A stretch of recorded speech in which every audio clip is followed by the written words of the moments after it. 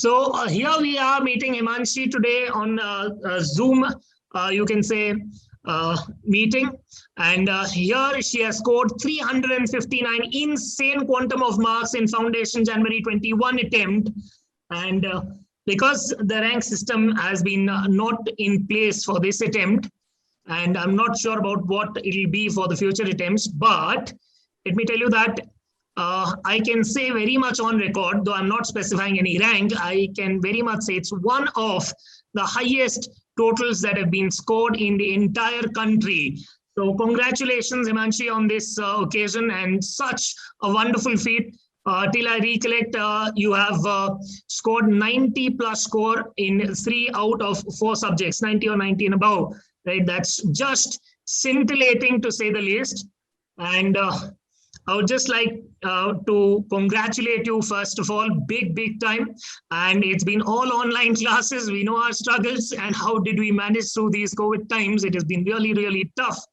So I would pass it on to you, Himanshi, and just give us a brief insight into what were you feeling when you got the results.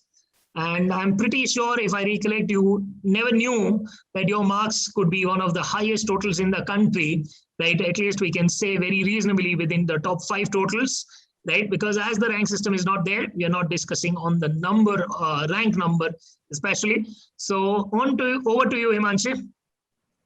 Okay, thank you, sir, for the whole introduction. When my results came out, so basically I was expecting my results to come out at 2 p.m. and throughout the day I was nervous. Like from 2 p.m. I was just onto the web page and I was like, it should load as soon as possible. It didn't. So I gave up. By 10 o'clock, I went to sleep and I was like, aaj nahi aa raha hai karke. And then as soon as I was like, last time, let's just check it. And the result was announced. So when I saw, I was like, okay, fine, like 90, but I didn't know that it will be an AIR because I hadn't checked what scores usually constitute an AIR as such. So I remember that my parents were around me and they were like, okay, is this score a good one? And I immediately informed all my teachers saying that, sir, is this score a good one? Is it satisfactory? So yeah, that was how this thing. But the thing is, I got really nervous before my results. And on the day of my results, I cried also because I was like, is it going to come or not? Like, is it today or is it tomorrow? I was very confused. Yes. There are a lot of apprehensions surrounding that because the timing just went a little bit more than haywire. So I remember you messaging me with the scorecard and I was like, this is one of the best that I've seen, right? One of the best that I've seen in my long career. This is a very good total. And I still remember she was not very much thrilled, I can say, because as she was not aware that this would constitute an as good as an AIR, right? And I'm again reiterating it would be close enough to be in the top 5 quadrant, right? So, and yes, a lot of students were brought down to tears because of the results getting delayed, a lot of apprehensions, butterflies in the stomach. So a couple of things that I would want our viewers to know from you, Himanshi, is one, is your preparation. How did you went about it? Part 1 of the tale, how the coaching went along. And the second part of the tale is how did you maintain the sanity during these COVID times, because it was very difficult 1 year for every one of us. And how did you manage to sail yourself through and keep your wits about yourself? Like as you told, since there was COVID and everything happened online, it was the first time for all of us, like the teachers and the students as well. So initially it was kind of difficult to cope up. There couldn't be a proper interaction and we weren't used to typing everything in the chat box and asking doubts and stuff like that. But then within a period of, I think it was very fast that we could adapt to it, and the teachers are also very cooperative. Like it was not only like we had the option to not only ask the teachers doubts in the session itself, but if we had later on, teachers are always available for us. So that was a great point. Like even if we weren't able to meet the teachers as such, we knew that anytime I had a doubt, I could contact my subject teacher and he'll be there for me. So that was one very great advantage that we had. And then second thing, I think COVID-19, even though we had like online classes, a lot of time was saved as such, because personally for me, I'd saved a lot of time going about here and there, going to college and all of that. So that time I utilized, like my breaks became much shorter. So after classes, I could just rest for about 20 minutes, 25 minutes at the max, and I could start my preparation. So that's how I kind of coped up with the entire situation. And maintaining my sanity, I would like to say that I was not at all sane throughout the period. I got stressed a lot of time, but then whenever I was stressed, I either spoke to my parents, or then I had called even you for one day when I spoke to you for a really long period of time, and you were like, it's okay, you will do it, don't worry. And since I had medical issues as well in between, so that was another stressful thing. And I remember you told me clearly that, Himanshi, don't write the exam just for the sake of passing it. Like, you need to aim for much more. And then that stayed with me. Like, that for sure stayed with me. And that's how I continued my preparation further. So wonderful, because that's a large score. And when I always talk to a foundation student, I say aim at 300 plus, and maybe you just took it a mile ahead, or maybe a few miles ahead, and really not really high. It's 359 that she scored, and 390 scores. Law, someone getting a 90 is a little bit insane to my knowledge, right? But it's a real good number that you got in theory subject generally. So that's not a number which is very usual in theory subjects. Yes, in practicals we can aim for that if we are very well prepared. So how would you put it in perspective as to how did you manage? Because it's a written paper. It's pretty difficult to write everything down, jot everything down. To my knowledge, the paper was a little bit on the lengthier side as well, but still you managed to nail it so well. Just a little bit of insight into that, Himanshi. So, sir, for law, I followed the strategy that I always wrote an answer. Like whenever I was preparing for my exams, whenever I was solving any paper at all, I wrote it, because I know I will have to write it even during the exam, and I'll be given that particular only 3 hours. So whenever that is the first main thing, we have to write law papers. So only then we can, and not only law, any theory subject as such. So I wrote all the papers and I practiced them. And I also followed a particular format in writing. So, it had a flow, like each question had a particular flow when you talk about, explain the case and then the section and then explain the section and then conclusion. So that particular format was very, very important. I followed that throughout my papers. And even before going to the exam, I had planned the 3 hours that we had. I divided it between law and BCR. So I was always, checking the time in the examination hall, saying that, okay, by this time I have to finish at least these many questions. And I tried to stick to that. So as much as I could, I wrote my law paper till only 20 minutes were left when I finished my paper. So I had only 20 minutes to check law and BCR. And yeah, that's it. I mean, I could write it.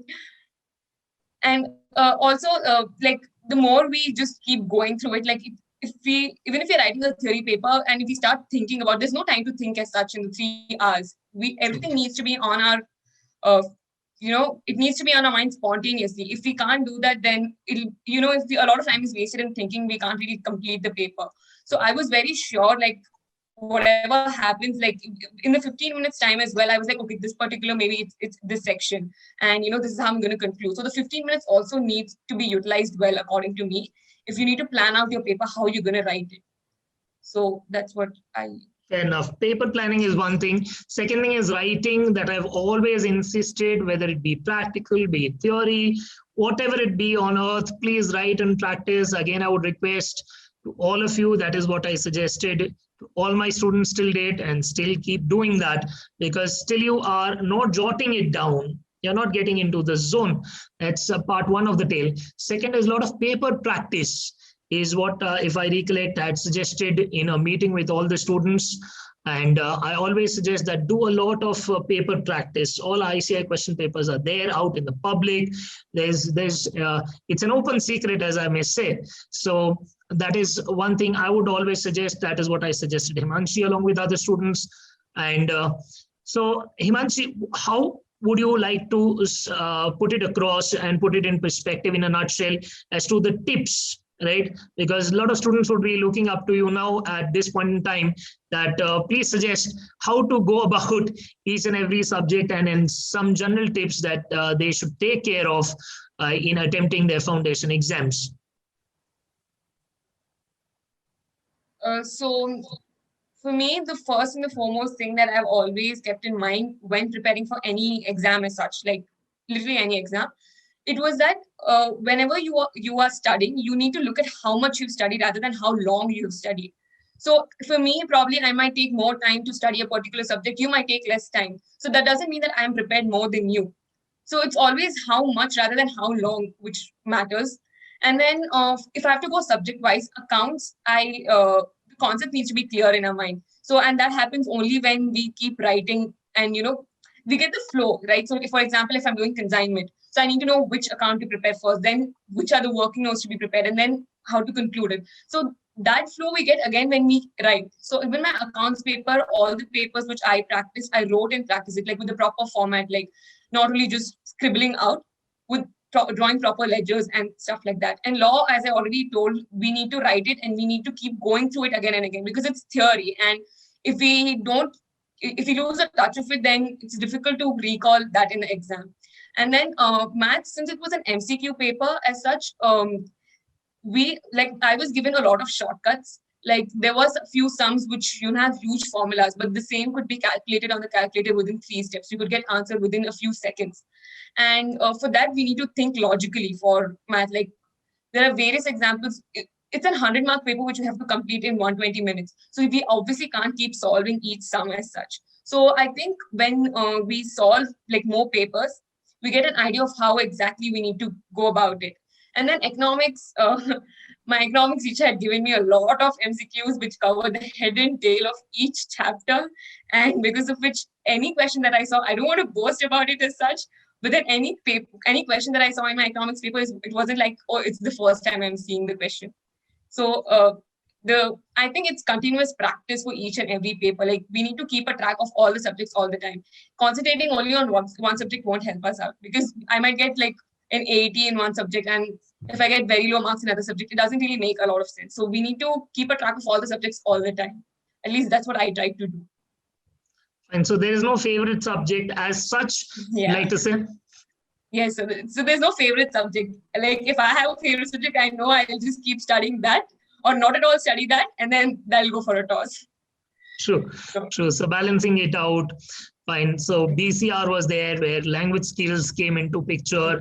And there is BCK. Again, you have to recollect a lot of that data. Law, you have to remember section numbers, after section numbers. And a lot of people suggest do not recollect section number because that's not a mandatory requirement, but still you have a truckload of content to recollect in the law paper. So a lot of practice is involved, we can say.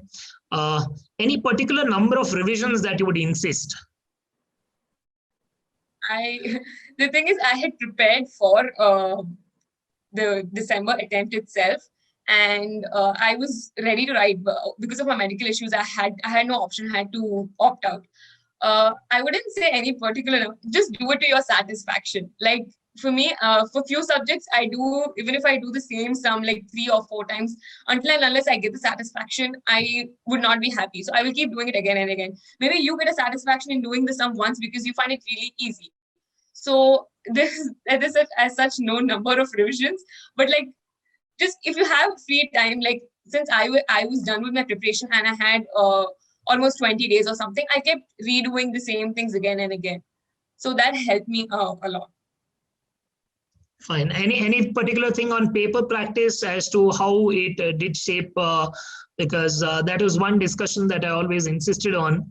And we also discussed post your results. So how would you put in perspective paper practice in terms of importance? Yeah, so paper practice actually plays a very important role in when you appear for any, I think, foundation exam, because the thing is, a lot of questions which are very important are asked frequently. So when I prepare, when I write or when I go through those papers and I write the same things, I'm indirectly practicing those concepts which are important. And mostly, those get repeated. I'm not telling that you don't have to know the content as such. But then when there are a very few days left for the exam, you have only like maybe 30 days or something, then it's very important for us to actually revise the important concepts, because we know that these might appear in the paper. So I think in that way, practicing like RTPs and MTPs and the previous year question papers for each of the subjects really proved helpful to me. Like, if not a very clear idea, I had like a proper understanding of how the paper might come. Like, you know, how from which topic are we going to get like the first question. So it's always Indian Contract Act, which is the first question. So I knew that, you know, this is the way the question paper might be set. So in that way, practicing MTPs and RTPs helped a lot.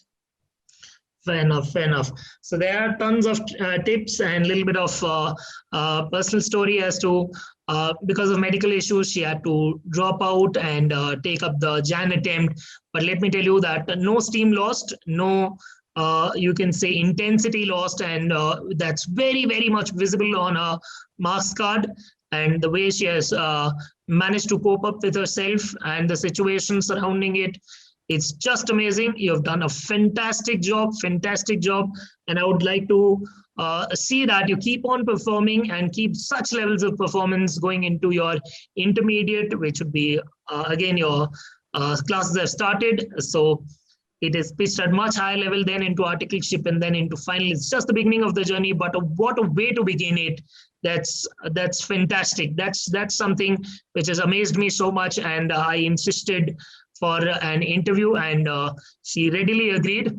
So I just want to congratulate you once more, Himanshi, for this amazing feat, beta, and hope you keep on doing such performance and delivering such wonderful marks in life ahead, in your intermediate exams ahead, in your finals, and in your further studies beyond that. And the best part is still beyond marks, she always wants to be that conceptually strong girl. And that is what I like the most, because always there are logical doubts, there are logical answers, and there's always that thirst for understanding things, at the same time striking a wonderful balance between understanding as well as gaining marks, because yes, they go hand in hand, but obviously exam practice is a little bit different, as she told you. So Himanshi, congratulations once more, and best of luck for all your future endeavors. Thank you, sir. Thank you so much.